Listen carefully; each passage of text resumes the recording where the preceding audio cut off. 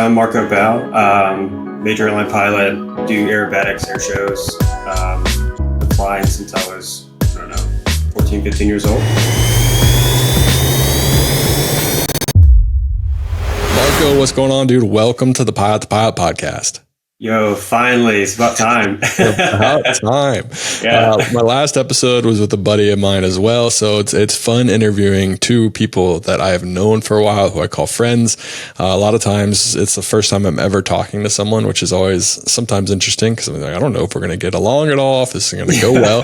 So it's nice. It's comforting. I don't know. Maybe they're worse. Maybe it's worse when I know something about you, The other ones, I'm just like so caught off guard with what people say. I'm like, oh, shoot, that's cool. But we'll see. We'll let the people decide if it's good that I interview my friends or if I should just keep interviewing complete internet randoms. Yeah, well, we can bash on people. That's what's great about knowing each other. True. Yeah, let's talk crap about Neil. We both follow Neil. Terrible pilot. There's a reason why. Open it right on the table. Yeah. This will probably be the first episode Neil ever listens to, and he's going to be so sad that we started talking crap about him, 25 seconds in? So, Neil. Yeah, at least I have to listen to the rest of it, though. Yeah, Neil, at minute 45, we say something nice about you, and the last something nice. So you got to listen to the whole thing, buddy, all right? All right, man. The first thing I always do is I always kind of just ask why. I ask, why did you want to become a pilot? What was the inspiration? Was it something to do with your family? I know that your dad has owned airplanes, so obviously you can talk about that, but talk about why Marco wanted to become a pilot. Yeah, I grew up playing Microsoft Flight Simulator a lot, and kind of being where I was at, there's always been a lot of GA, and my dad was a big GA guy, and we're all originally from Europe, so he originally had the opportunity kind of late in life to become a pilot and decided not to take that route because the time was pretty risky. And so when we came to America, he kind of got back into aviation, and eventually I kind of got a little bit of a bug, and he was able to kind of introduce me to flying and stuff like that. And first flight we did in a Piper Warrior, I just hopped in the back, fell asleep, wasn't even awake for the whole time, just went back to sleep. And then when I was probably like 16 years old, my dad it was the summertime, and he wanted to go to Oshkosh, and I wasn't really doing much, and he had done a vacation with my older brother, and so he was like, I'll take him to Oshkosh with me because he wanted to go. And went to Oshkosh 3 days after I got back, started my first flight lesson. Oh, no way. So that was kind of like the initial bug to be a pilot per se. I didn't really pursue airline flying in the beginning. It was actually act flying was what really caught my bug initially. And then I think until I got older was when I realized family, career, and path and stuff like that. But mine was kind of, the why was really just, it was just kind of a bug that got nipped on me really early on. And just from there, it kind of took off. What was it about Oshkosh that kind of turned you on to flying? Because you mentioned that you were in GA airplanes before, but nothing really caught your eye there. But Oshkosh in particular was like, hey, this is kind of what I could do. Was it just seeing people your age? Was it seeing people that looked like you that you could kind of talk to and see that it's accessible and easy for you to do? It was the air shows, the aerobatic guys. Like I said, I do aerobatics now. I'm getting into air shows, and that was really the bug. Like I said, the airline fly wasn't really this whole avenue. I was watching people like Michael Goulian and Matt Chapman and Sean D. Tucker, people like them, and I was like, man, that's really cool. Like you can go make money and go to these big shows and do all this stuff. And I was like, that's what I want to do. And from that point on, I was like, all right, well, I'm gonna go down that route. And then the act flying avenue in the beginning was like, well, it's kind of like aerobatics. You get to do high banking, low flying kind of stuff. But yeah, that's really what started. It wasn't anything to do with, back then they didn't have, this has been 2005, 2006. So they didn't have the workshops like they do now, the STEM type stuff now. They had STEM. It was more of like fabric and mechanical side. It wasn't this whole network of education and airline advertising. It was just an air show at that point. Yeah. And was there any like performance in particular? You mentioned a couple names. Well, there's like any one person you can single out that you're like, oh, dude, that's awesome. I want to do that. Yeah, I would say it was Michael Goulian's performance was really like the eye opener. I think then it was a green and white plane, if I remember correctly. He was flying, and just the noise and the smoke and everything. Now that I do it, I couldn't tell you which performance and how it was. I just remember it was captivating to watch a plane do what it could do. So. Have you gotten in touch with him at all? Are you like? Oh yeah. We messaged. He was kind of a helper in Nice. me getting my SAT card or my airshow card, Yeah. as well as through the aerobatic contest scene. Just through there. So no, I've definitely met him in the future. So Love it, dude. That's awesome. yeah. It's really cool to see kind of like people that you've looked up to, someone that had such an impact on your life and your career. And with social media, with Instagram, with email, it's so much easy and accessible for you to reach out to them. And whether they reach out back to you is a different story. But the fact that he took the time to do that, it's pretty cool. And just understand that, like, hey, let me help out my future pilots. I'm handing the cards down to you. Marco, one day maybe maybe my kid will look up and watch you at Oshkosh one day, be like, I want to fly. Like, well, you don't want to fly like Marco. Trust me. I've heard No. Yeah, no. That's what was pretty cool about it, right? You meet these. In my mind, they're stars. They're people that are doing something. They're on an elevated platform. Even though they're all human, they're in the general eye. They're on an elevated platform that you look up to. And the fact that somebody like me, who wasn't really, I didn't have, when I first originally reached out to him, I didn't have anything. I had like a little small biplane, and that was really it. But when I asked him the questions, he didn't hesitate to answer. And it wasn't nothing right away, but he took his time out of his day, which is super busy, and was able to answer back. And the last year with stuff going on for me with getting to the airshow stuff, as well as that, if I had questions, doesn't hesitate to reach out. And just nice to reach out to people, and they'll if they see something, they'll reply back. And that's what's great about those guys is Absolutely. And aviation in general is such a small knit group of people that majority of the time, if you reach out, somebody's going to try to help you out in the right path. 100%. Totally agree. Or the wrong path. I don't know. You gotta be careful. It's Neil. Sorry, dude. Second one already. We're 6 minutes in, 8 minutes in, buddy. I'll get used to it. So you mentioned that a couple of days later you started your training. Your dad was in general aviation, so was he pretty excited? Do you think this was kind of in the back of his mind to be like, hey, let me get Marco here? Once you eventually got there, he was trying to kind of nudge you in that situation, or was he just kind of letting it come to you and see what came out of it? He never nudged me in any way. He was definitely like, hey, this is a really cool career, and I kind of already knew it was a cool career. Because he used to have VHS tapes all over the house of just planes. If people that remember what a VHS tape is, I don't know how all the audience is here, but he used to have this VHS tape of a Cathay Pacific 7.4. I used to watch that religiously. And so that was kind of like that initial, like, hey, you should go look at these kind of things. Like, this is a really cool thing. You can go see the world, go fly these cool planes, this, that, and the other. So the nudge wasn't like, hey, you need to go do this. This is the career path. Because I kind of did my private pilot in high school, and then did my instrument a little after high school. And then I didn't really do anything in aviation for, I guess I went and became a CFI. And then I took like a 6-7 year break from it and just worked with their company. And, I wasn't even going to do aviation for 6 years. I was just going to go run my own business. Airline wasn't even a thing in my mind at that time, or being a pilot in general. So yeah, I don't think he ever had a push in it, which he was always good about. He just let things go as they were. So when you say like airline wasn't on your mind, even being a pilot wasn't on your mind, what was your goal then? So you're starting your training. Obviously, you loved aerobatics, but starting your own business was the idea to make your own money and then fly for fun on the side and do aerobatics on the side, rather than maybe have being an airline pilot as your source of income, or flying as being your main source of income. I guess I should backtrack that little statement a little bit. So when I was in high school and I got my ratings initially, that was kind of an avenue. It was like, okay, I do want to be a pilot. And then I went to college and kind of carried on. And then 2009, 2010 time, everything started to downturn. Yeah. And, Bad time to want to be a pilot. yeah, no, exactly right. People don't, people now, it's like back then it was like, I think I was like $11.20 an hour for an instructor rating, like being an instructor.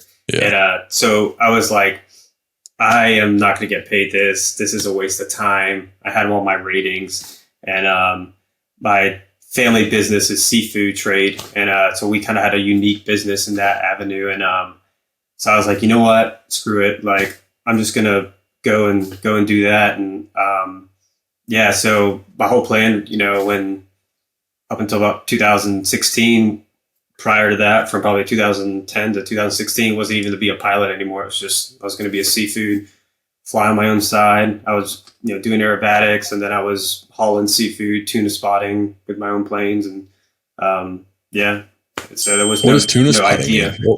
What were you doing with tuna spotting? So I had a Cessna 150, and basically just went offshore and coast of Maine and flew. So we would just go around looking for tuna in the ground. And in Maine, you can fish rod and reel for tuna, and then you can do what's harpooning. So people stand on the front of a boat and they harpoon for tuna. And I would be up there in the 150 I owned, and we would just basically, I would go out there a couple hours, like an hour-ish before, during a certain time of between tides and day. And the tuna will come up to the surface to try and increase their metabolism. Mm-hmm.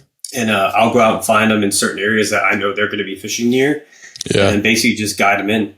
So, and then your whole job is to tell them boat links, turn starboard, port, whatever it is. And so you'll say you're 10 boat links, 9 boat links, 8 boat links. And then you kind of have to keep an eye on the fish and the guy up on the bow. And once he kind of pops his harpoon over, then that tells you that he sees the fish himself.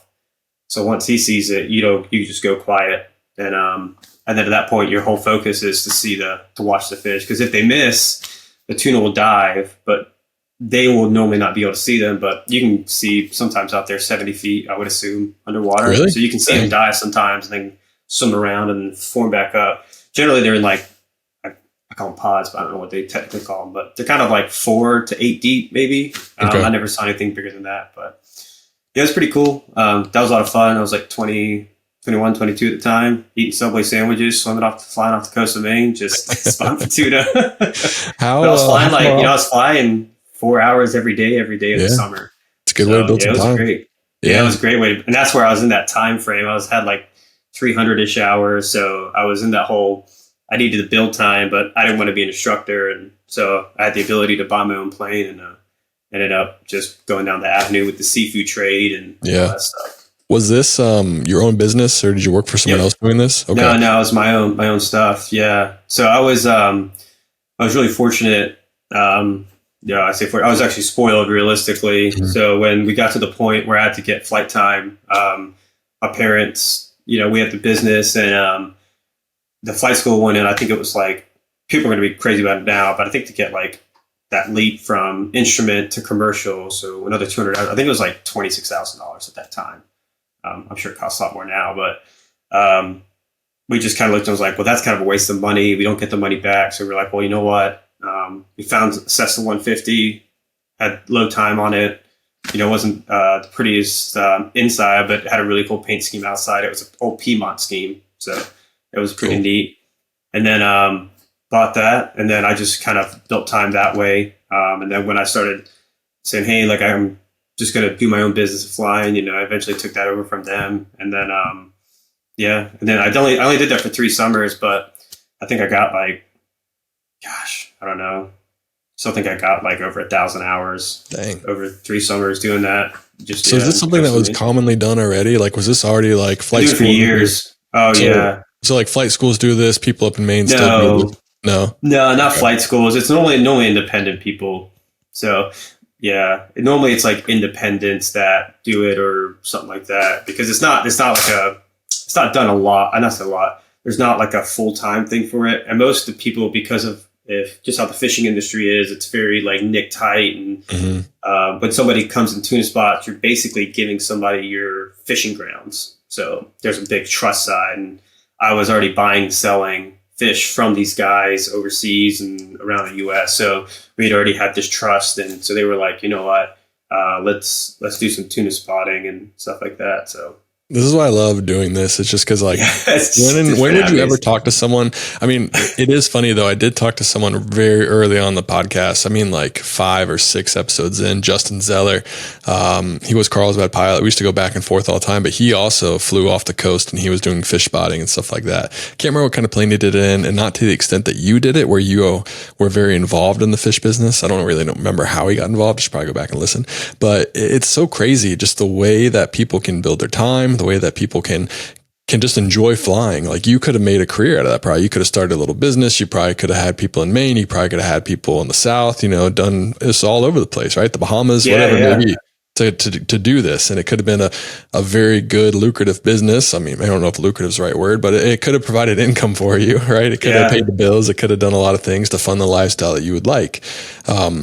When most people, when they see an airline pilot, they automatically think military or CFI or Part 61, Part 141, like those kind of flight schools, not necessarily thinking about fish spotting or tuna spotting, where the seafood you ate was probably from Marco finding a tuna up in the, in the sky, which is just wild to me. The fact, I mean, talk about just like coordination too. And what it almost sounded like when you're explaining it, you sound like a NASCAR spotter.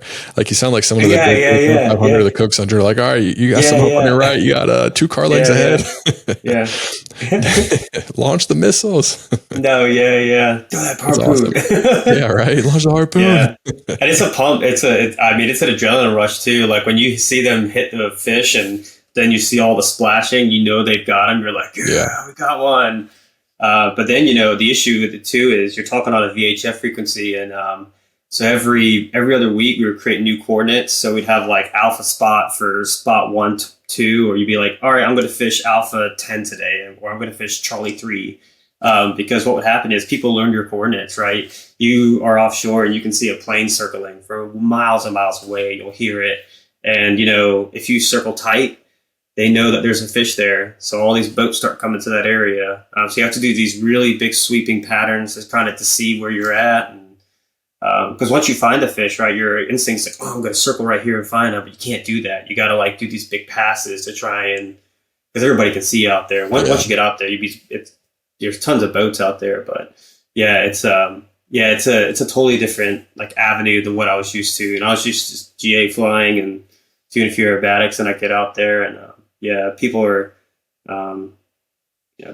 trying to scramble your radio. So when you try to make a call, they'll hold the call button, so that way they can't hear you as you're doing it. I mean, it's incredible what some people do out there. But again, they're catching 200 to I don't know, 600 pound tuna. Can be anywhere from a $5,000-$6,000 payday to a $20,000 payday, right? Dang. So for them it's a big thing.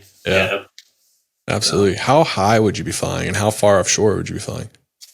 So anywhere from 400 or 500 feet upwards of 1,000, and then close up to like 40 miles, depending on the area we were out at. So deadliest time with it was getting to the fishing grounds, because Gulf of Maine, you're not really worried about you're not really worried about sharks or anything out there because the water's so cold. It's just hypothermia. I mean, the water's still like in the 50s and 60s, and then once you get out to the fishing grounds, I think it's in like the upper 60s or 70s. But getting out there is the most dangerous part because there's not a lot of boats. Once you get out to the fishing grounds, I mean, all you got to do is survive a plane crash. So I love how you say that. All you have to do is survive a plane crash and you'll be all right. Like, oh, thank you, Marco. Yeah. Good to know. Then you got 10 minutes to survive hypothermia and hope that you. Yeah, I know exactly right. That's all you got. I got my meatball sub, my Subway. I'm okay. You're going down happy. Did that ever creep through your mind? I mean, like when you think about it now, I'm sure there's times you're like, wow, I mean, I had fun, but like, I don't know if I'd ever want to fly a 150, 500 feet, 40 miles off the water, like that just like all the time. I would never do it again. Yeah. I always say, I'm glad I was like 21, 22 at that time, because wife and kids now, oh, heck no. Like you won't catch me doing that again with that. No. Did you have any kind of moments where you're like the engine was starting to do and you're like, oh, we need to go back, or like, uh-oh? No, I never had a moment with the engine. the worst one I had was coming back in. I didn't really, it's like my third or fourth time in Maine. The people that live up there know about, but they have like crazy fog roll in. I mean, it just rolls in out of nowhere. So you could be out on the fishing grounds and there's no fog. And Maine, the coast of Maine isn't so bad. But then like as you're coming in, all of a sudden you're flying over all this fog. And it rolls into there like in, less than an hour I can do it. So yeah, for like a reference, I would normally land in Kennebunkport, and that's where I leave the plane at. But I had to go to gosh, what is it? I think it was Worcester. It's kind of towards Mass, and that area was like the closest place I could get to. Well, they spell it like Worcester, but it's actually called Worcester. Yeah, Worcester. Yeah. So I flew I flew single pilot freight in a PC-12 in a Caravan. That's how I build most of my hours. We were doing one trip from Palm Beach up to Providence, Rhode Island, and very similar to what you're talking about. All of a sudden, all this fog rolls in, and everything's getting socked in. We can't. It's a 135 trip, so the mins are. We cannot start the approach. We can't even go on the approach. And the only airport that had any kind of visibility was Worcester. So I had to divert to Worcester as well. And what's funny is when I got there, they're like, this is weird because usually we're the most fogged in out of everyone. Oh, wow. So they're like, I don't know how you got here. It's like, well, it's clear here now. But yeah, so it's kind of funny that we both have stories about Worcester. Yeah. Yep. But that was just like the one fraction of the part. Yeah. Yeah. And I was living in Worcester, Ohio at the time, so that even threw me off even more when I saw how they spelled it. I was like, that's not how you spell it. Like, I understand that you're different, but like, it's cool. So you're flying a 150. You're helping people catch tuna. You're living the Maine life. Did you enjoy living up in the Northeast like that, or up in the New England area? I was really lucky. I only did summer up there, so I always said if I had now if I have the opportunity to have like a summer house up there, I'd do it in a heartbeat. Maine in the summer Maine in the summer is like no other. I mean, the weather's beautiful, the lakes are great, the water temperature's great. It's just such a great area. You can be on the coast, go swim, surf, and then hour and a half later you can go hiking in the mountains. And it's such a beautiful area. Is that probably the top place? Like, I mean, for me, it's Jackson, Wyoming. I'd go there any day if I could afford it, kind of like you. That's where I would go. But is that your place that you would go to be the main area? Oh man, I don't know. I don't really know. I love where I live now. Honestly, I hate this. I know it's kind of sounds cheesy saying it, but yeah. I mean, I love where I live now. I mean, I don't think I would love to live there permanently because I don't want to deal with their winters. Yeah. So that's like you get about 2 months of good time up there. Yeah, exactly right. No. If anyone's on Instagram, you can follow. George Dunn flew at the company we flew at. Yeah. I know, right? Their place in the winter. Aviation weekends. Oh my God. If you ever want to follow and see what Maine life is like, you can follow Aviation Weekends. You can follow George. You want to see a Maine app? Yeah, right. He was up there. In the hot tub, and it was like -3 degrees. I was like, dude, you're gonna freeze when you get back. And he's like, it's Maine life. I was like, he just lived in the hot tub the rest of the night until it warms up. In the hot tub, yeah. Came out a prune. So what came next? So you mentioned that you had a ton of hours. Not a ton, but you got a good 1,000 hours. You started around 300, so you got 1,300 hours.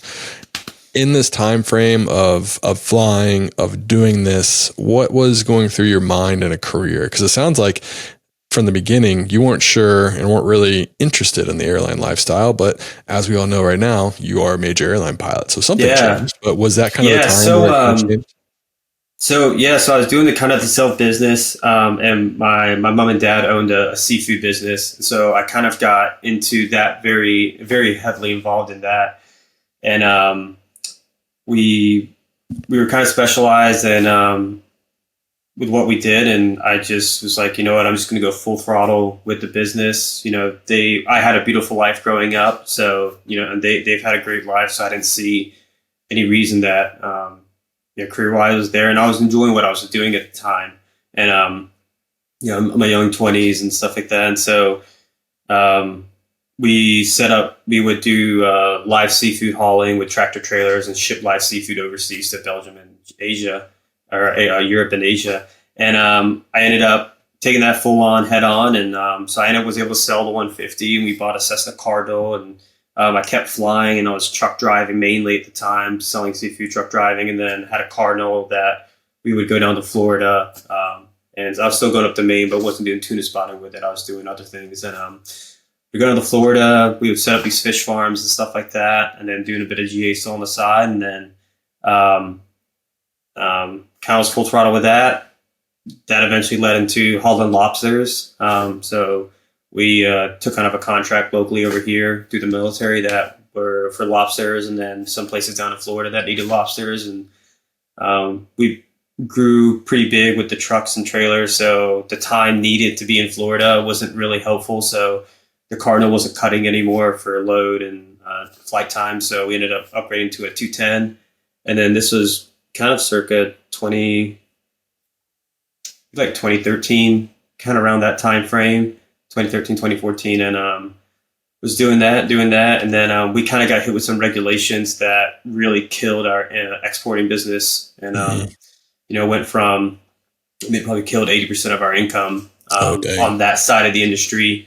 So, and it was just primarily due to there was importing and exporting acts that got involved with the European Union and Asia. And so it basically killed the wild fish side of that we were doing out of America. So, and it exploded the farm race in Europe, which we had no business in. So it kind of just killed us a lot. So, and at the time, it wasn't so bad. And the next like kind of year or two, I was still flying a lot of GA. I still had buzz that were kind of in the airlines, and that was kind of sparking. I was still going to Oshkosh in 2014, 2015. I think is when they started doing the university tent.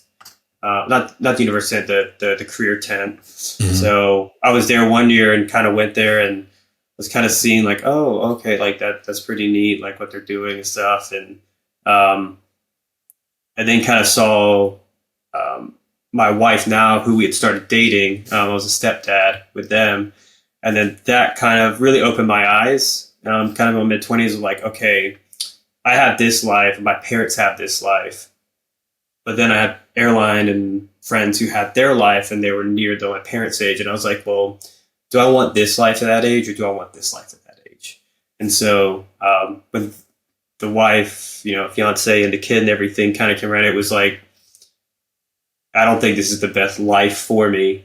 Let me tell you, man, that was the fish life. Yeah. When that was like the hardest night of my life, I think I sat on that thing for like a month before I could muster up the courage to tell my dad, like, hey, I don't want to do this anymore. I love you, but this is because, it's his baby. He built it from the ground up. He's kind of left school in Holland and like in middle school and just built his own businesses. And he loves this thing. And it was kind of like, hey, your business isn't that good. I don't even like it. I don't want to do it. So it's kind of telling your dad, like, you don't even like his own stuff. But, man, so I think I drove down there like middle, like it was like 9:00 at night to their house, like lived like 20 minutes away. And, I was like sat in the room like, hey man, I don't want to. And then I just bawled crying. Couldn't even say anything else. I was just so like sad about it. And he just gave me a big hug and he's like, I'm happy for you, man. He's like, go on it full force. He's like, you're going to live a much better life. And he is right at the end of the day, we were awarded a lot more opportunities than they were growing up. But, so that's kind of how that whole transition phase was. What I wanted when I was 18 was different than what I when I was 21. And, as every relationship will say, like when you meet somebody, they change you. Sometimes it's for the good, sometimes for the worst. Mine was for the best. And, that's what kind of pivoted in my mind to saying like, okay, now I need to see this avenue. So that kind of pushed me into like my first, I always call it my big boy job because all the other jobs were just fun and I had made them myself and I was flying little piston planes around, but, which is with Transtates was the first one. So as someone who has seen kind of like a different industry, a different way of making money, of having, like you said, you can make a good life, you can do well. I've always been told, and I've always kind of thought that being a pilot eventually, right? Like you and I are both very junior where we are, short call Yeah, in yeah. our life. We're not around as much as we would want to be and as much as our family would like us to be. But in the grand scheme of things, I've always kind of been under the idea that there's nothing else that you can do where you can make as much money as you can as as a pilot, and be home as much as well. Like I said, that's down the road, right? Like it's like when you see these older pilots that are working 2 or 3 trips a month and they're doing well and they're making a ton of money. Would you agree with that as someone who has seen, another way that someone can make a living? Were you gone more in the fishing side of things, or do you think you Sure. eventually you'll be home more being an airline pilot? I'm way home. I'm home way more now. Yeah. If no one's ever ran a business or started a business, entrepreneurship sucks in the beginning. Like these guys think it's all glory and fame. That's like, they are some of the hardest working people I've ever met, because it's a constant grind, right? You decide your life, you decide your outcome. And it's such a big burden too, because you're not worried about yourself. If you've got, we had 10 employees, right? You're worried about their life, their kids, their outcome, everything else. And, so yeah, I mean, the life now is much more relaxing. In the beginning, my dad couldn't believe, what do you mean you don't have to go to work? You have 5 days off. You have 5 days off. You can work. Yeah, you can't just you can work, because as an entrepreneur, like, you're working every day like that. There's always something you can do. The fact that you can just get off the flight, get to the house, shut the door, shut the phone off, throw the bag away for whatever, 4 or 5 days, and then show up the next day and be like, all right, I'm ready to go, and act like nothing happened. I mean, that's literally what you're doing. You're acting like nothing happened for the week. And, it's just, it's just a mind blowing concept to him to be able to just go to work and come home and not do anything. And that's what I love about it now. It's just, as like with a family, it's just nice to, when you get done, your time's done. And your time's dedicated to your family. When we were on the business, it was never like that. I could be at dinner and get a call in 30 minutes. I'm out the door driving a truck from North Carolina to New York, Toronto, Florida, Texas. I mean, it was just, you're always doing something. At 4 a.m., you're on the phone with somebody overseas trying to figure out a pricing on fish. Like, It's just, there's always something going on. It's always an emergency, right? Yeah, always. There always is. Yeah. And nothing happens quick. And then With I guess one thing before I move on from the fishing, just because it's so interesting to me, as someone that's been in that business, there's 2 ways to look at this. One, do you ever eat airport sushi? Like, because where stuff comes from, right? Like, all right, this manufacturer is definitely getting this from them, or this is happening from here. It's like, do you ever eat airport sushi at all, or you're like, absolutely not? Nah, I eat sushi. I am not picky with food. The only thing I just don't eat is tilapia. I hate saying it, because that is like 90% of our business is tilapia. So that's what we do. But I just don't like tilapia. I've set up too many farms and watched them raise them, and it's just not something that, as a word of wise, I would just stay away from tilapia. That's hilarious. That's your dad. But like, most stuff. Yeah, I mean, most stuff is most of seafood, like your bluefin, your yellowfin tuna. I mean, it's all wild caught. I mean, even if it's farm raised, like this pen farm raised, so they raise it in pens offshore, so it's still kind of like the same.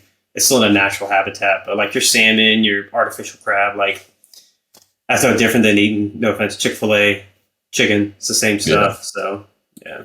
So you don't have any issue with like eating crab in Phoenix, Arizona, or eating like? I mean, you're not going to see me going to a sushi joint in Iowa. All right, that's what I'm getting at. What do we need to avoid here? I don't eat fish. That's what I'm saying. If we're east of the Mississippi, I'll start eating sushi. For west of the Mississippi, then maybe I'll rethink it. Until you get to like Seattle, where they're probably flying it in. Yeah, then I'll be okay. Then once we get past near the Rockies, then we can start going back to sushi. It's like you're in Memphis. Are you going to eat the freshly caught fish in the Mississippi River? Probably not. Catfish. Yeah, you can do catfish, right? Yeah. There you go. Good point. But yeah, so you're kind of deciding and realizing that, whether it was your wife now was telling you, hey, like, you have these hours, you have the ability to go do something that's pretty cool and can afford us a good life that we want to live. What time frame was that, like in the grand scheme of things, just so we know? Because you mentioned 2008, 2010, terrible time. The Yeah. whole industry. I mean, when I started training in 2010, I had multiple people come up to me and be like, "Do not be a pilot. Do not do this. Do literally anything else." And I was like, "Okay, this is the first thing I found that I liked." After I realized I'm not going to play Yeah, yeah, football in the yeah. NFL, it's like I don't really want to do anything else. So here we No, are. exactly. Yeah. What was the timeline for you right now? Yeah, so it would have been 2015. Like that was like around 2015 was kind of like, okay, I'm going to go be a pilot, full time. So the only thing I didn't have was a multi-engine. I had Mhm. everything else, just didn't have a multi-engine. And so again, when locked out like 3 days, whatever it was that you do that with, and then of course I was going to try and fly for Mountain Air Cargo, Oh, and no way, then really? yeah, I was gonna go fly for Mountain Air Cargo. I was like, well, I was like, I need to get like, just some flying and that kind of stuff. And then this is right when everybody started doing like, oh, you don't need an ATP, you Hmm. just need conditional time. I was like, wait, what? Like conditional time? I was like, what is that? And so I went and interviewed at PSA, Piedmont, and ExpressJet, and they were all the same thing. Like, you don't need an ATP. We'll pay for your ATP. You just gotta have 25 hours of multi and all this stuff. So I was like, okay. Like, so I just went and knocked out my 25 hours of multi, and then got conditionals from all three of those, and ended up going Trans-States because at the time it had the Raleigh base. So I was like, sweet, go to Raleigh. Little did I know that's not how it works when you go to training. So get hired, and I'm like, oh, sweet. Do the seniority skip. You got hired, Yeah. and you could postpone your class for 6 months, or I think it was 3 months. So postponing it, the training, they're like, oh, everybody that started when you originally did your class was in Raleigh. Now everybody's going to Denver. Oh So no. yeah, exactly.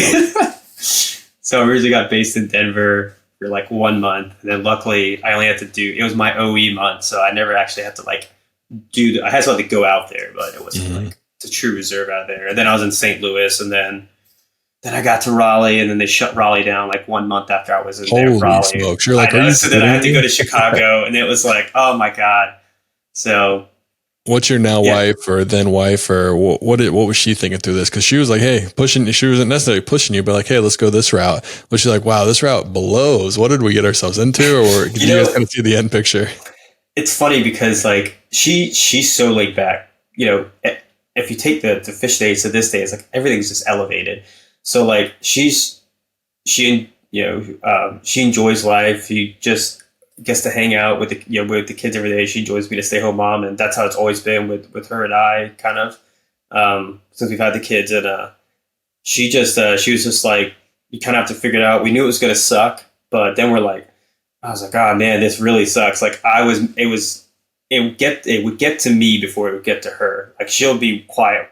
She won't open her mouth. She'll wait for me to do it. And if I open it, then she knows it's concerning, like, at Yeah. that point. And it was like 2 years of the trans days. And then I was like, I came home, and it was like, I kept getting junior manned, and it was the way they were junior manning. I couldn't get home that night on the normal flight. So I was taking a FedEx flight back, and then I was getting into Raleigh at like 4 a.m. And I live 2 hours from Raleigh. So I'm driving 2 hours from Raleigh back to the house. But then because of I got junior man, it was taking a day of time off. So generally I was always have like a day or two off. And this went on for like months. And so there was like no end in sight. And I'm trying to think like, okay, like, do I upgrade? But then I have to go back to Denver. And then like, do I find another job? Like, what do I do? What do I do? And I just got home one morning, and I got home as she was getting up to take one of the kids to daycare, and I was like, I can't do this anymore. I was like, I am so like just so drained from it. And yeah, so then at that point I was like, just kind of trusting my gut self, and I was like, all right, I've got to find something different. So then Did you I find something tried different, mean flying jobs or just like flying anything? jobs. Yeah, yeah, yeah. I mean, I knew I was staying in flying. Like, it wasn't like going to do a whole other thing. It was just like I got to find a different company or go somewhere, stuff like that. So at the time, I had like the 121 I needed, and at this time, everybody was trying to get PIC time. So I was looking at Atlas for a little bit, because I was like, oh, cool, I go fly 74, and Yeah. but then I kind of saw their schedule, and I was like, that's not going to work. Not going to work for us. So Right. um, so then I was I was doing 16 flying days, a 3 weeks on the road. Yeah. yeah, I know. Yeah. Here's Cologne. Have fun. Yeah. So then I end up going to I was flying a Piper Meridian kind of on the side, and one of the companies I was working for, they had just started up, and so they were just looking for guys. And he kind of knew me from earlier, and he was like, "Well, come work for me, and I'll make you captain the XLS." I was like, "Sweet, dude! Like, work for me, higher pay, PIC," and it was 30 minutes from my house, home base. So I was like, "I'm all in." So then I went to the 135 world. So I left at 121 and went 135, and then I spent like a year there, and I was like, "This is the bee's knees. I'm not doing 121 ever again." I commute 5 minutes out where my house is, work 8 on, 6 off, just getting on my schedule all year. Like I was like, this is the greatest gig ever. Yeah. And then I was kind of like, oh, I need to, the 135s can sometimes be different. Cannot be, I'm not going to call it not the safest, but they're just the way they do things. There's protections you want in life, or for anybody like ASAPs and stuff like that, AQP training. Everybody has bad days, and, just having those protections is great. So then having that at the region, I was like, well, now I kind of want to try to find that. So, that's when I looked at going to one of the big fractionals or something like that, because I wasn't interested in the airlines at that point. I was like, nah, I'm never doing airlines. Just stay. So you were 100% turned off from the airlines after. After that, I was like, never dude, again. Forget that. After that regional experience, I was like, dude, this isn't for me. Even though that you knew eventually it would get better, if you ever got to that point, you're still like, there's no way. I think I was too young and too blind to see that at the time. Okay. I think I was too young and immature to see that. So at the time, I think I was just too narrow to be like, this is all it's ever going to be. Because at that time, none of my friends were moving. Like everybody was just there at the regionals. It's so hard to go get a job anywhere. Yeah. And so it was like, you need a degree, you need 1,000 hours PIC, you need to know XYZ person, yada yada. And I was like, I just kind of I didn't see the end of the wall, and I was like, this isn't, there's just this company and this area isn't for me. Maybe a different regional might have been, but at that time that wasn't for me. So then you decide fractional might be the life for you. Now, really, in my mind, there's 2 fractionals, right? Like there would be NetJets and there's FlexJet. Like those are really the only 2 that I personally would ever consider to work at. We don't have to speak on which ones we did decide to work at and which ones we didn't, but was that kind of your game plan as well? Or were you looking at kind of any model of fractional? No, I was, it's going to be the giveaway, but I was honestly just focused on union, ASAP, AQP. Like that was it. I think if anybody's trying to make it a long-term game, as well as do GA on the side, I think that's like 2 big avenues there is GA and that.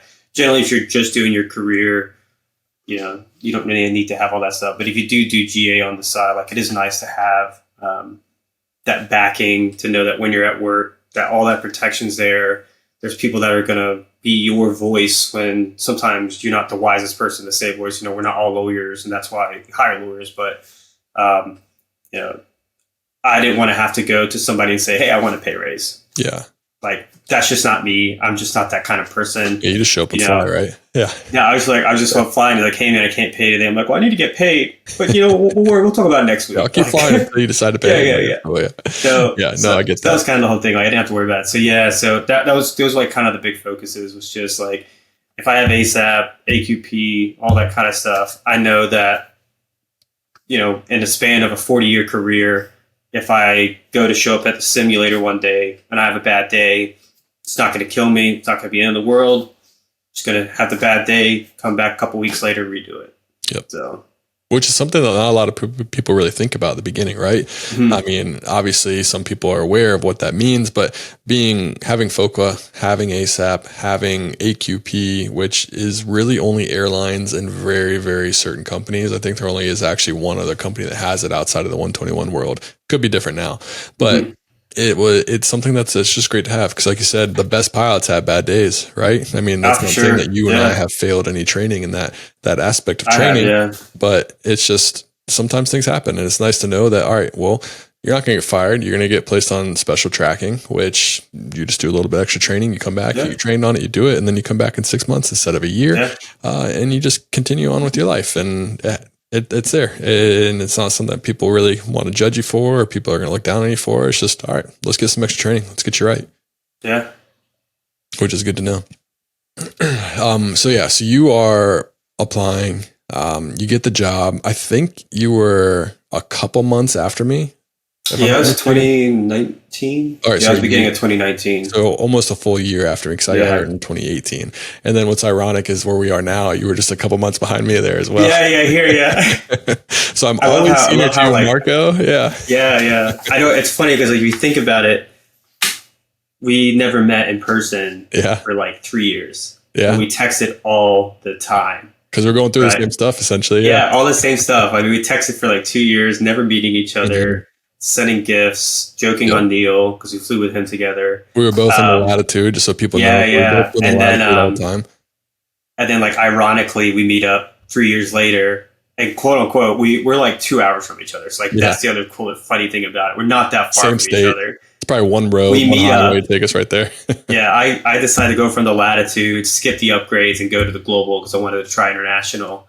And you're on vacation, and I just so happened to get a pop-up trip to, I think, was it Cologne or? It was Munich. Munich. We had a pop-up trip in Munich, and that's where we meet up at for the first time in person, is beers at a beer tent at like, well, it's like 10 a.m. 10 a.m. Drinking beers in Germany at 10 a.m. Well, I mean, you can't beat it, right? Like, that's the dream. Beers and bratwurst, baby. Yeah, beers and bratwurst at 10 a.m. What else are you going to do? I remember because I was so tired. I think we got there the day before, and I was jet lagged, and you're like, whoa, dude, you look tired. I think I have the picture. I can pull it up and post it. I'm sure. Like, holy smokes, bro. Get some sleep. I was like, great. Yeah, it was hilarious. Yeah, that was wild. That was really cool that happened. And that's one of the cool things about aviation. And one of the things that, like, whenever I go somewhere, I'm always either, if I have someone on Find My Friends, I'll look at their location, or I'll just like text them like, hey, are you in Munich? And I mean, it hasn't happened a ton of times, but every once in a while I'll be like, yeah, I'm here too. And it's like, oh, cool. It's like, this is awesome. So it's cool that can happen.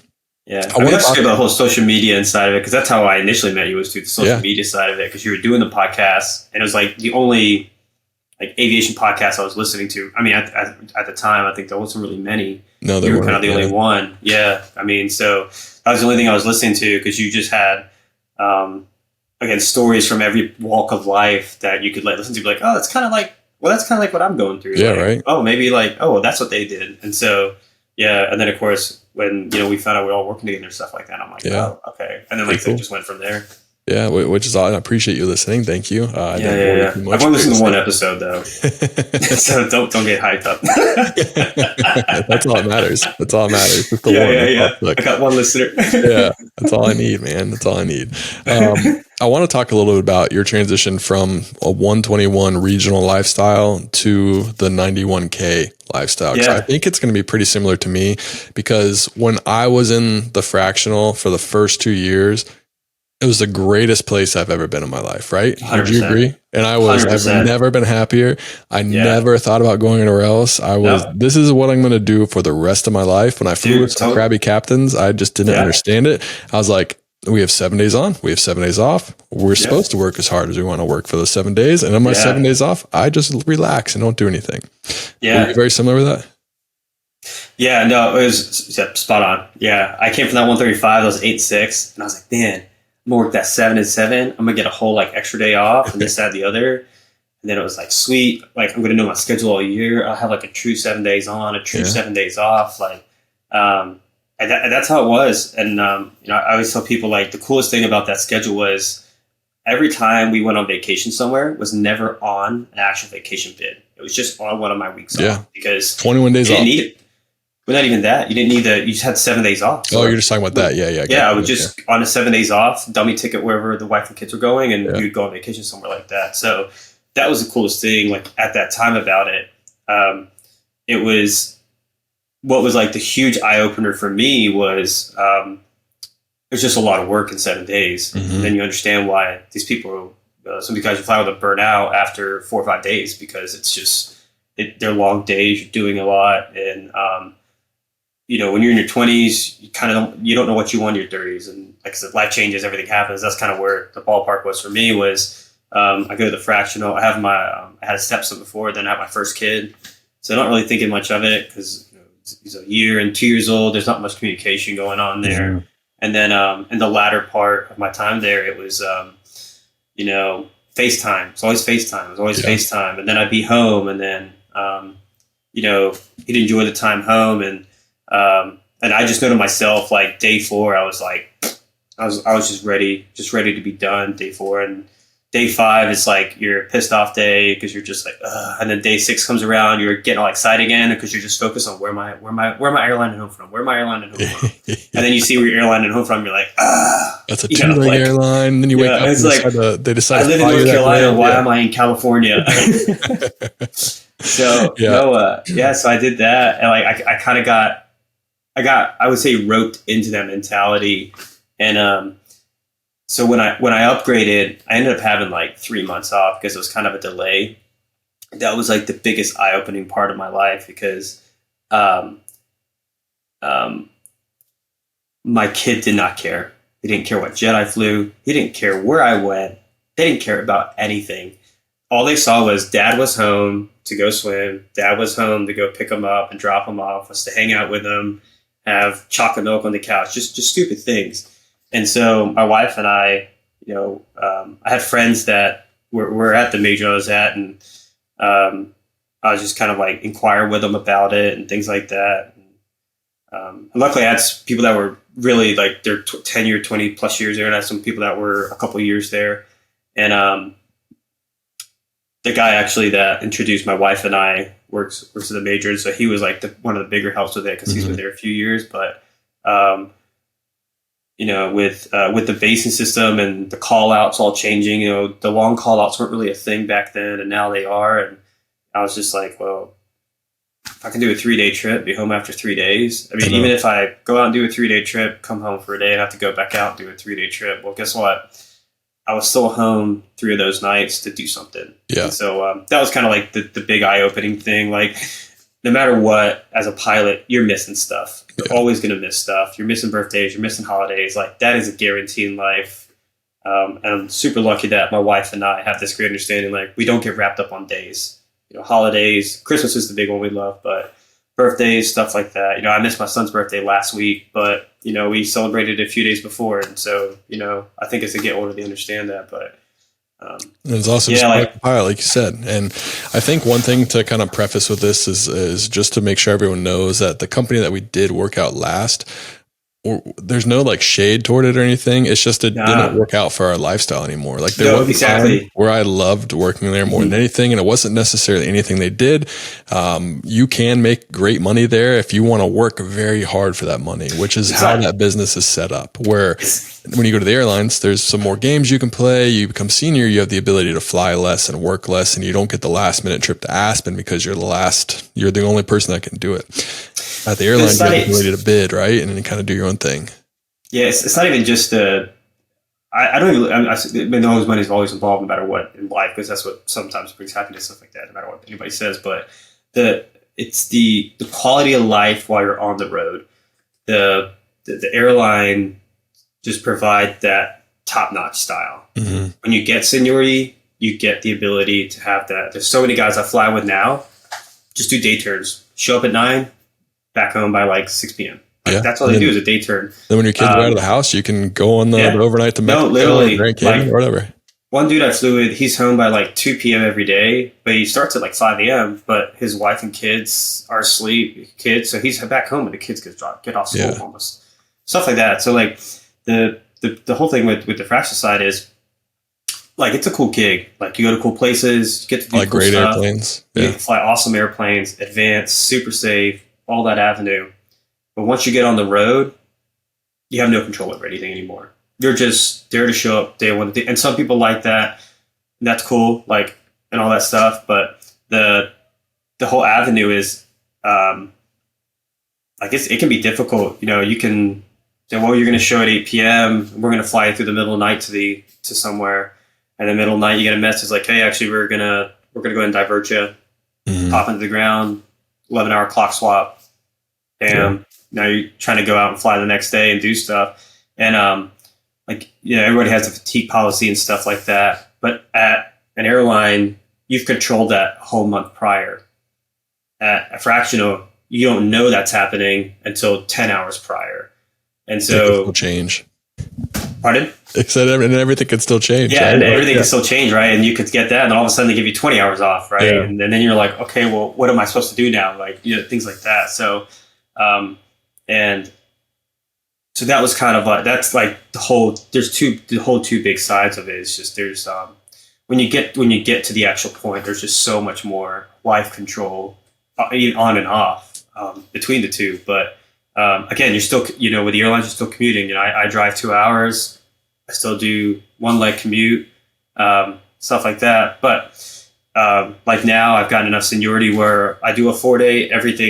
Or whatever I do, all my stuff is commutable day in, day out. So it's a true go in, true come home, which is super nice now. Which is not my case because I have to go the night before, and a lot of times my trips are late, and then I have to come back the morning before. I do want to ask. So you and I, very similar case. Like we were hired. The expectations were that things were going to move very fast, and then kind of things paused. Made us be on short call and not in the base of our choice for longer than we thought. Yeah. It's not great, right? No one's going to lie to you and say being junior and being short call is fun. What's fun about that is that hopefully it ends fast and you get to move on and do something else in your life. Unless you live in base. Like if you live in base, short call, by all means, could be the greatest thing in the world. But living in Raleigh and having to go to New York for me is not necessarily my favorite thing. It's another, especially when you go on a day that you're not working, right? It's just like, it really, like, I'm missing time with my kid to do this, but you got to think about in 6 months or a year, this isn't going to be a thing for you anymore. No, knowing that what we're going through right now and what we just came from, do you ever like regret it? Do you ever think like, oh wow, like it was kind of nice that, I never commuted on my off time. They always got me home on day set most of the time. If not, they paid me a ton of money and I never had to worry about going anywhere the day before I started. Do you ever think about that? So, living in the past is very bad, so I don't think about it in that sense. I think about I definitely compare. I mean, even though comparison is a thief of joy, but no matter what you compare, every human does it. So, but for me, they took my home base away. I would have had to go to Raleigh, and when I first started, I was doing Raleigh and still driving 2 hours. So I was still getting up at 3 in the morning, 2 in the morning, to then go catch a 5 a.m. flight, to then go fly all day. Whereas like now, if I do a 3 a.m. wake up to go to work, to go do reserve, I can just hit pass all and decide like, hey, if you really need me, you can need me. But if you don't, then I'm going to go ahead and go back and take a nap and set myself up for it to be refreshed and be better, be set up. Yeah. You didn't have that ability there. So no, I mean, I don't look at it like that. I mean, I think like saying like, oh, well, when was that makes me like miss it. Definitely doesn't. I mean, commuting right from 5 minutes down my road, that was nice. But then what ended up happening is tickets got too expensive and commuting got too much of a problem for them. So then it became this point of, well, actually, we're just going to send you to Raleigh. So then at that point, it didn't matter anymore. I didn't have a home base. I was still having to get a rental car at 4 a.m. and drive to Raleigh. So I didn't gain anything like in that. I think in that way, I don't think it didn't gain anything. Yeah. No. And I remember, I can't remember if it was after I applied or maybe I think I got the interview where I am now. And I think I texted you right away. I was like, hey, dude, are you? Like, oh, me too, man. Like we didn't have like any planning or anything, but it's like, hey, man, I just did my interview. I just got my CJO. And you're like, oh, I got an interview next month. And I was like, no, literally, why didn't we talk about this more? I know. But it was funny. I think the whole thing is nobody wants to say anything, right? Like that's the whole premise. And it was like when the classes were going on, right? It was the same thing. I was originally supposed to be in March, and then I was supposed to be in April, and then I was supposed to be in May. And then they're like, actually, we're not going to do, and then it was July. And they're like, we're not going to do any summer classes. You're going to be in September. And then I was like, oh, no, like, I don't know if I can sit here for that long. Like, I already had senioritis, and everything was like, I'm just ready to get out of here. You got the CJO. You're ready. Yeah, I know, right? Yeah. Yeah. And so then, I had mine, and then they were like, actually, I don't think we're going to do anything. So you're going to be next year. And I was like, oh my God, no. And then you text me and we're like, hey man, I heard they're like doing a bunch of classes at the end of May. I got bumped up or whatever. And I was like, get on the wait list, whatever you can do. And so then every day. Yeah. I called the lady that was doing my recruiting stuff through. I called her every day for 9 days until then she, like, when I picked up the phone, I would call her like 10 a.m. and she was always super nice about it. Then I call her and it's on that 9th day. She's like, actually, you know what? I've got 2 classes for you. And I was like, okay, sweet. I'm going to take this class. You're like, thank you. Thank you. Yeah. Thank you. Huge difference, especially when they didn't do any classes for the whole, I mean, like you would just be in class right now. No, yeah, exactly. I would just be, I mean, seniority wise, there's still a couple hundred below me, but I mean, what happened in my life last year that I got to have, there's no way I would have had that if I didn't start in that one class. You know, I was able to get my air show rating.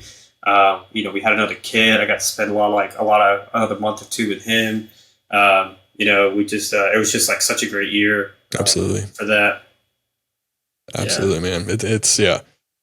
It's been great for me. I mean, like we talked about, commuting, being junior, short call can kind of be a burden, the way you look at it. But I mean, the flying itself has been great. I literally called you the other day and we were like, you're like, I'm 24 hours in the Cayman Islands. I was like, I just got off 24 hours in Barbados. So like, we only did one leg. I only did one leg out there and one leg back in a 2-day trip, then 4 days of reserve. And I was like, I can get used to this. This is great. I remember you texted me on your first OE. You're like, dude, it's 12 o'clock and I'm done. I know.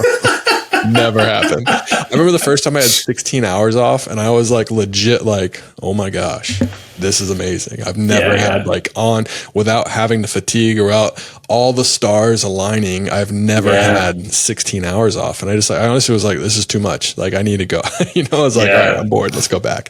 But now it's 24 hours and you're sitting there and you're like, you know, this trip could be like a 30-hour overnight. I think I could use another 6 hours. But it's been great.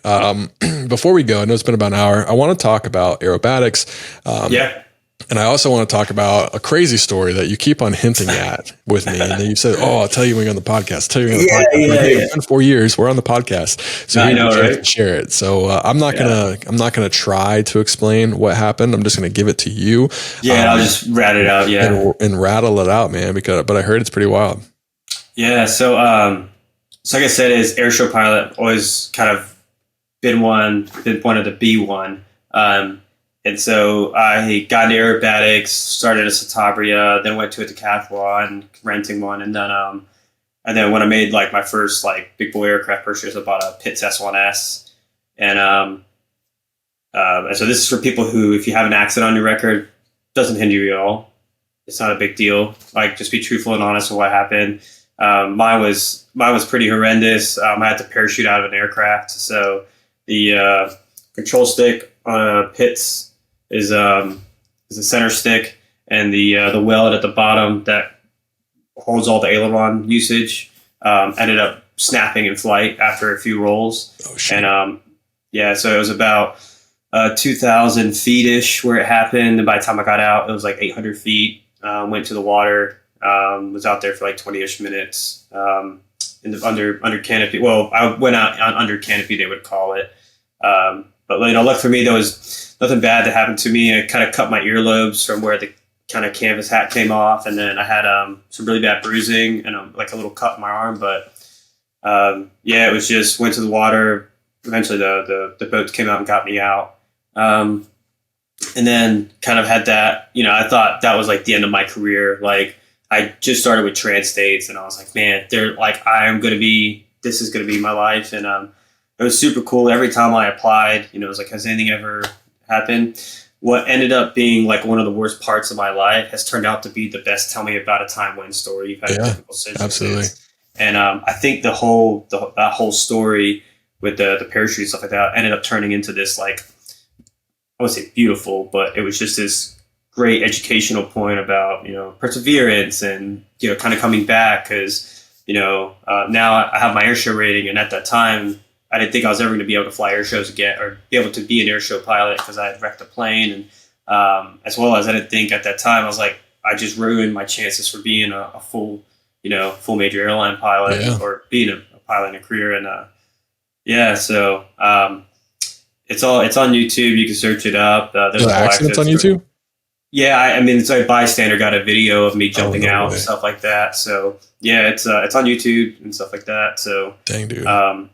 November 27832 You can look it up there, or you can just search my name and my YouTube account should come up. You kind of scroll down through it; it'll be on there. But Dang, yeah, it's a neat thing. It was just such a life-changing event that which is kind of where you talk about like the reserve stuff of being like, oh crap, this like kind of sucks right now. Dude, life happens, and your time will come when your time will come for something. And I mean, we're all in a blessed place to be, no matter what's going on. So when you were flying, you're pulling G's, you're doing whatever movie you're doing, and all of a sudden you turn to the right, or you turn to the left, you pull back or push down, whatever you were doing, and all of a sudden, the stick just like comes in your lap, like, and you look disbelief.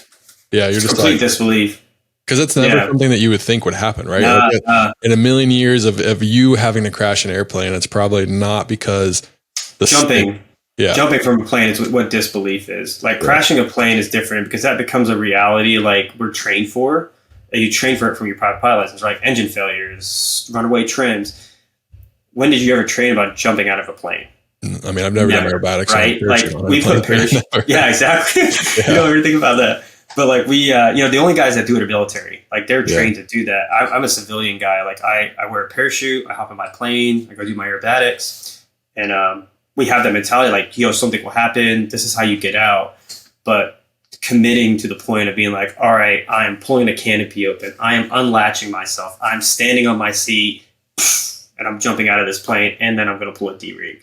Like that is there's always this age-old argument. Well, you can train. There's just some things you can't train for, and you can do all the skydiving you want. You can do all that stuff you want, in my opinion, but your personal fight or flight mode is going to get you out. There's nothing that's going to the training will put you in the right path, but the answer to say like, I'm going to leave this plane, hope that I don't smack my head on something, hope that I don't get clipped by something. There's flying wires back there that can slice you in half in a second. The plane's moving at 180 something miles an hour. Yeah. So there's stuff that can just kill you in a second. So you're playing with luck. And if you watch the video, why not? You got a lot going against you in that moment. Yeah, I know. If whoever watched the video, you'll see in the video, there's 2 seconds from when the canopy opens to where the plane hits the water. So 2 seconds of hesitation would have been dead. I was going to ask, I mean, obviously there's a startle effect. Like we all have seen 1549, Teterboro, or not Teterboro, LGA landing in the river. Everyone's saying, why couldn't you just go to Teterboro and they could do it in the sim when they had no startle effect? But when they had to sit there for 10 seconds or 50, whatever the timeline was, maybe it was like 30 seconds, they couldn't make it to Teterboro. You didn't have 30 seconds. You had less than 30 seconds between when it snapped and when the plane hit the water. Yeah. So you had no time you had no affordable time for the startle effect. Do you remember at all? Like obviously you said disbelief, like, oh my gosh, this is happening to me. Was it just immediate, seatbelt off, canopy out, jump, D-ring in your mind, or did you take 10 minutes for that all to happen in your mind? Yeah, I mean, everything was less than I think a minute. I mean, it sure is less than a minute because it doesn't take long. But I was just saying, like, everyone learns about it, or probably like invulnerability, right? You get up and fly every time you think like, well, an engine failure is not going to happen to me. Like, this is going to happen to me. And when you're flying a lot of aerobatics, you're doing a lot of flying, that does play into you. Like, it's your job to always have that kind of back you to say, like, this is what's going to happen when this goes on. And for me, it was the startle effect was just like it snaps and then it still kind of moves and the plane's kind of like slowly rolling like this. And I'm like, what's going on? So there's this false sensation of the stick moving, but then the biggest killer was when it snapped, it jammed the elevator, so I couldn't move the elevator. So then, of course, most people's natural reaction, right? It's like you get a car wreck, you turn your stereo down for some reason. Like everyone's natural reaction is pull throttle back. For some reason, is that. So I started pulling the throttle back, and I'm like, huh? And then I'm playing with it a bit for a couple of seconds, and then at that point, the plane just kind of noses over and starts kind of diving down because it can't hold it any longer. And the biggest telltale was you get startled, then you come back into the zone that you're in. And when I hit the rudders and the plane could completely move at that point, I was like, okay, it's not a spin. I'm not in a spin. I have no idea what's going on and I don't have time to react. But what I do have is a parachute and aircraft insurance. and that's what that's there for. Yeah. So, and luckily, we do aerobatics. I do it over just smack dab in the middle of an airport, either over a farmland or over the water. It's one of those three. So, thankfully, because of how a lot of aerobatic boxes are set up, they're not overpopulated areas. So we don't have to have that back in the mind that's like, oh, we might hit somebody on the ground. So, right. It was super, it's a disbelief in the beginning, but like I said, we all train, right? We all train to have the ability to bring ourselves back into the moment and then focus on what's supposed to happen at hand. So what was going through your mind when you hit the water? Like when you hit the water, you came back up and you're just like, all right, I'm alive. Like, yeah. Was it just like so happy that like, all right, I'm alive. This all worked out. Like, no, it definitely wasn't. Yeah. I was not happy about it. I came back up. Yeah. I came down and, started throwing up because I swallowed so much water going into in there, and I was trying to get up, and there's all the paracord around you and stuff. And where I live, and it happened, that's New Bern, North Carolina.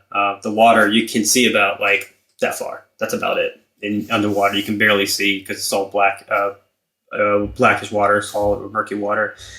It came back up, and I just started between throwing up and screaming because I'm just like, I mean, people definitely saw it. You're not going to miss a plane going into the water. Like, it's definitely a thing. But of course, in your mind, you're like, nobody saw this. Like, somebody help me. So just screaming at the top of my lungs, like, help, help. And then I'm trying to find something I can float on because I can't get my parachute off. The parachute unclipped up here, but it was so tight down there, I couldn't get it off. And so now I'm like, I got to find something to grab onto because I was worried about the chute dragging me under. Luckily, the water there doesn't move, so it would have never dragged me under. Okay. But at the time, you don't think of that. You're just like, well, I'm in the water. Parachute's going to kill me. Yeah. So then, like, I'm swimming and kind of waiting, and I find a piece of fabric, and I'm like, oh, sweet, there's a piece of fabric. And you think like, well, a plane crash, like, there's going to be parts everywhere. Well, my plane went straight into the water and obliterated into like 1,000. I mean, well, not tens of thousands of pieces of wood. So I think like the biggest piece of wood I have is like that big. Like, sweet. Thanks. Yeah, I mean, there's nothing. So I grab the fabric, and it's just a piece of fabric. I have nothing to think, so I have to swim, like kind of wade, and then I start seeing fuel everywhere, and I'm like, oh my god, like now this thing's gonna catch fire. But then I'm like, you're thinking all these worst case scenarios, like I just jumped out of a plane, I survived, and then you're like, well, crap, now I'm gonna drown. Oh no, now I'm gonna catch fire, right? Like nobody's gonna see me. Then it's October, and you're like, oh my god, now I'm gonna die of hypothermia. Like, so no, so then I just kept screaming, and then eventually and then eventually you saw the fire trucks and everything coming down to the waterfront, and then at that point I was like, all right, I just gotta kind of wait here for 20 minutes. So thankfully I went to a swim camp when I was a kid. So there you go. I had my band to tell me I could swim for 10 minutes, but I was an overachiever and I did it for 20 minutes out there. So dang, dude. With a parachute attached to you, I was trying to, there was nothing. Yeah, there was no drag. Like the parachute didn't do anything. That was like my whole concern. But once I realized like the parachute literally was not moving, then I was like, okay. Like then the stalling factor kind of gets out. But then of course, then the pain comes in. Like my legs hurt so bad, and then like I could feel the slits in my ears from where they had cut. So that's after all that kind of like pumpness went away. Then I was like, oh my god. The only thing I asked, never went to the hospital, never went anything. I just asked for a Tylenol, and that was it when I got out. And nobody would give me a Tylenol because they wouldn't give me one unless I got admitted to the hospital. You're like, come on, guys. I know. So like a really good friend of mine, he's a police officer here in the local town, but we're best buds now, but he was a guy that went back to his car and said, I'll give you a Tylenol, man. Got me one. So you didn't go to the hospital at all? No, honestly, I was flying 2 days later, so I had to go to my brother's wedding, and that was my brother's big thing. Was like, thanks for not dying 2 days before my wedding. Like 3 days later. Yeah, it was like 3 days later. So yeah, I flew like 3 days later after that. So that was like a big thing. Just I made the mental decision like just to go back up and fly as quick as I could. So I mean, another kind of similarity in our paths is yours was much more traumatic than mine, to be honest with you. I was actually, yours is definitely more traumatic. You were stranded though. What do you say? You were like kind of like stranded. Yeah, it was. Exactly. I had somebody able to come get to me. In the mountains of West Virginia. I think I know. All in all, it took search and rescue, probably took 5 or 6 hours before a police officer or fire trucks got to us. Yeah. So I mean, like if we didn't have, and it was cold too, like it was very cold. If it wasn't for kind of, I mean, I don't have any better way to explain it than the mountain man of West Virginia that was driving by who came out full beard. Just honestly, full beard to the point where I was like, if I enter this house, they might like eat me. Like I was like, rows of eyes. Like, I don't know. Like, I mean, obviously I'm joking, right? Like I'm super thankful. It was, but yeah. You can laugh about it now. That's the whole part of it. You have to laugh about it because it's just so dramatic. No. And the whole thing is when you tell stories, they're like so disbelief. Like trying to have my first phone call to like my wife or my dad, and no one answered the phone. So I was just leaving voicemails. I was like, hey, it's Justin. I had a plane incident. I'm in the middle of West Virginia. Like, I'm okay. I want everyone to know I'm okay. Like, I'm not injured at all, but like, I don't know how I'm going to get out of here. And then my wife, she was working downtown, like right where I was at as a bartender. And, you know, she even heard all these fire trucks and everything go by. She didn't think anything of it. Right. Yeah. And then she gets a call like 30 minutes, like, hey, so I just need you to come pick me up. My plane had to go in the river. So she just thought like I had like floated this thing in and like lollygagged it in there, and it was sitting by the shoreline. Which in its own way is very scary, but no, you decided to not do that route. No. And then like she comes out, I've got one shoe on. There's all these people trying to interview me. I still have like my parachute over my backpack trying to drag it because it was so heavy. It was so hard to fold. I couldn't even carry it. I had to like drag it on the floor behind me. And it was just like, and she's like, oh my God, what's happened to you? And I was like, I went in the water. Like, I told you, yeah. Yeah, I told you. But of course, like on the phone, you know, like on the phone, like the first thing is like, if you're calling your wife, you're like, no, everything's okay. Yep, right. It's all good. yes, honey. Out. Yeah, I'll be home for 5 for dinner. We're doing steaks though? Yeah, we're still doing steaks. What's funny about how you just explained that, you know, you're dragging a parachute, made me think of, not Men in Black, Independence Day with Will Smith when he's dragging the alien behind, like in the parachute. Yeah.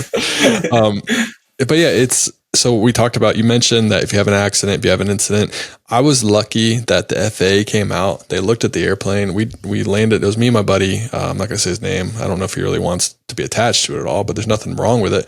It was actually 10 years ago, 2 days ago. So 10 years, every single day on the day that it happened, we always text each other.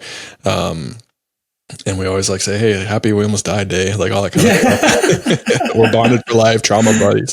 But we were talking about it, and I mean, elation when we land, right? But we didn't, FAA came out, they said, there's literally nowhere else you could have landed. It's not an investigation. It's not an incident. It's not an accident. There's zero things that we're going to look into for your paperwork for anything. Great job. That's all I did. Which is that's great. how mine is. Mine's not on my record or anything. But the whole thing about me was with the way social media and technology is these days. Like somebody can do a Google search or pull you up. So I was like, you know what? I'd rather me be the person to tell the story than them ask me. And again, like if they're trying to find something and they pulls you up, and then they're like, well, why didn't he tell us about it? Now you instantly look suspicious. So even though it's not your fault, but if you have nothing to hide, you have nothing to hide. So. Yeah. That's the same thing with when you fail a check ride, right? It's the same thing with a check ride. It's just, they're not necessarily worried about you failing that check ride. They want to see how you respond with adversity, how you respond to anything, because your whole career is going to be adversity in the plane, everything. Yeah. But I wanted to agree with you. The whole reason I started talking about mine as well is because it was like, if I didn't get back in an airplane relatively soon, I would have never flown again. Yeah. You know? Like the doubt, even the first time I got an airplane, you know, like I remember I flew home on probably like a 145 or CRJ 200, whatever it was, even like any power adjustment that was like not very smooth. I was like, oh my gosh, like I had to get over the fear of something like that happening again. I mean, statistically, it doesn't really matter. Like just because I had one doesn't mean you can't have another, but the idea of just like it can happen, you got to get out of your mind. You got to trust what you're flying, and you got to trust yourself. Yeah. I mean, the first, when that happened, it happened doing 3 aileron rolls back to back and stopping the stick. When I bought my next aerobatic plane, which ended up being about 3 years later, the very first aerobatic maneuver I did was that same figure. Just like the test it out, be like, all right, let's see if just be like, yo, get out of your system. Yeah. Like it, you know, because I was like, it could happen again. And I still think about it every time I fly aerobatics. Like, I still think like, yo, these controls can explode at some point, right? But yeah, I mean, now I'm more settled with it and everything like that. Yeah, that was the first thing I did, just to be like, get it out of your system. It's in the past. Just move on. Was your wife ever like, you're never flying again? You're done. You're going back to fishing. Nah. Yeah, I mean, she never was like, you're never flying again. You're never going to do that again. She knows it's like, that is my psychiatrist. Mm-hmm. Aerobatics is my psychiatrist. You know, I live 5 minutes from where I practice at. If, you know, I normally can't handle more than like 15 minutes in the plane because we do like upwards of 9 to like -6 Gs. And the way the plane flies now, it's kind of a lot. But yeah, I mean, I'm not saying like that's who I want to be defined with in life, but I just don't know myself without it. Yeah. So, yeah, it's my therapy. It's just my way of like venting, you know, venting my emotions sometimes. And then it's also my way of just expressing myself, which is what I enjoy with it. So, I mean, I've seen your videos on Instagram. Yeah. Flying. You're like, yeah. You know, everyone laughs about that. And it's just my normal face. Yeah. I don't know what it is. I'm seeing your normal face right now. I don't know what you look like. Yeah. Yeah. So, and my wife always comments, it's just me taking a crap. That's all my wife tells me. She always bashes on me on the stuff about That's how it should be, man. No, it should be, yeah. Yeah. She brings me, she humbles me, brings me back down. Someone's got to humble you. I know how big your head can get. Yeah. As someone who's continuing the aerobatic scene, as someone who's continuing the major airline life, talk a little bit about successes you've had on the aerobatic side. We've talked pretty far about how, you know, you've reached the pinnacle of your career in the airline side. Only thing different is becoming a captain, flying wide body. You know, that's kind of like as high as you can go. But talk about what you're doing on the aerobatics. Talk about successes you've had, where you're at right now, and if people ever want to see you in an air show, or if they want to be like, is that Marco? How can they find you? Yeah, so you know, I would say the most successful thing I've had to date was being a member of the United States Advanced Aerobatic Team, because that was basically 2 years of just going after it. You know, I was fortunate to attend one of the previous team camps, and I got done with it. And you know, we had a coach there named Rob Holland who was coaching, and another guy who invited me again to Power Social Media, and another one of your people that you interviewed, Alana Guayo, you did an interview with him a long time ago, or a couple years ago. He kind of got me there, and I was like, man, this is fun. Like, there's like a mental side to this. There's like this constant pursuit of perfection. And so that was like 2 years of just going after it. And it's a sport at the end of the day. You know, you don't have to be the fittest person, because I'm not, but you have to be fit. You have to be mentally there. There's a whole bunch of training involved. You know, there's notes and yeah, so that was like the pinnacle, I feel like, of making the team. I got to compete at the world championships in advance. But although that was really cool, and like that's a super staple, to make the USA team, you have to be one of the best in the United States to even have the opportunity to then go to the World Championships. Once you make the team, you're guaranteed to be able to go to the championships. So you know, I got fifth in the country with the plane. It was the only 4-cylinder aircraft. I had a $50,000 plane. I was competing against planes that were $180,000 to $500,000. That's crazy. Yeah. So, you know, it was just, it was showing like, it was a perfect example of it's the pilot, not the plane a lot of the time. And then kind of going on from that, you know, I still do competition aerobatics. You know, this year we're getting really ramped up with it again. It's the Unlimited, which is the pinnacle of the US for competition. So that's the highest category you can compete in. So, you know, I upgraded my plane to what's called a Sukhoi Su-31. And so for this year, it's kind of the same thing. It's just try to make the team. You know, you got to be one of the best top 8 in the country to make the team. And then you're competing against people who, again, are just, everybody has the same goal. It's to be one of the best in the US. Mm-hmm. And then thankfully, we have the ability in 2026 that World Aerobatic Championships is going to be in Batavia, New York. So if anybody is around, the dates aren't announced yet, I don't think, but it's probably going to be like late July, August. But basically, it's, you know, the top countries from around the world. I think we normally have like 15 to 16 countries representing around the world come compete. And yeah, so that with alongside the air show stuff, you know, last year I was able to finally get my what we call the SAC card, a Statement of Aerobatic Competency, and that's been a childhood dream since I was like 12. So so it's kind of just that's always been the goal in aviation, and to finally achieve it. There's the goals in life that you have career wise, which is like the major airline stuff is cool. But what's also nice is that career has allowed me to then achieve other dreams of mine, which has been this aerobatic side of things. Yeah. And the coolest thing about it is to keep doing it, because I don't have to stop it because of my work.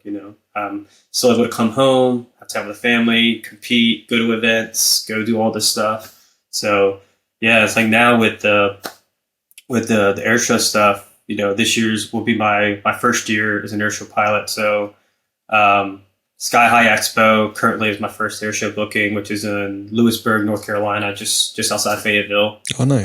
So it's a 3-day fly-in. So it'll be 2 days of performance. It'll be on my website, which is just marcobouairshows.com.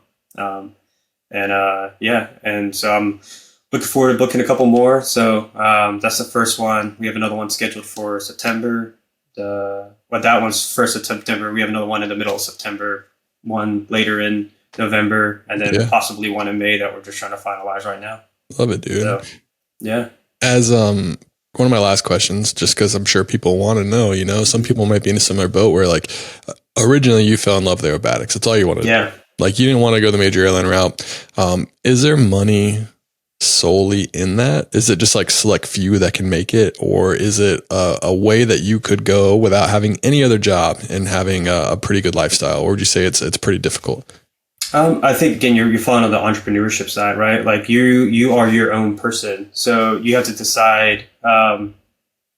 There's the Sean D. Tuckers, there's Michael Goulian's, Rob Holland's.